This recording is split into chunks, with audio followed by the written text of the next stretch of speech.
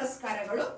100 ದಿನಗಳ ಓದುವ ಅಭಿಯಾನದಲ್ಲಿ ಈ ವಾರ ನಾಲ್ಕನೇ ವಾರದ ಚಟುವಟಿಕೆ ಏನಂತಂದ್ರೆ ದೃಶ್ಯವನ್ನು ಹೊಂದಿಸಿ ಸನ್ನಿವೇಶವನ್ನು ರಚಿಸುವುದು.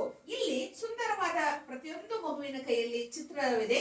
ಈ ಚಿತ್ರವನ್ನು ನೋಡಿ ಅವರು ಕಥೆಯನ್ನು ಹೇಳುವುದು ಅಥವಾ ಅದರ ಬಗ್ಗೆ ವಿವರಿಸುವುದು. ಇದು ಜಾತ್ರೆಯ ಸನ್ನಿವೇಶ. ಇಲ್ಲಿ ರಥ ಇಳುತ್ತಿದ್ದಾರೆ. ನಮ್ಮೂರ ಗೋಳಿ ಬಸವೇಶ್ವರ ಜಾತ್ರೆ ಬಹಳ ಸಡಗರ ಸಂಭ್ರಮದಿಂದ ನಡೆಯುತ್ತದೆ.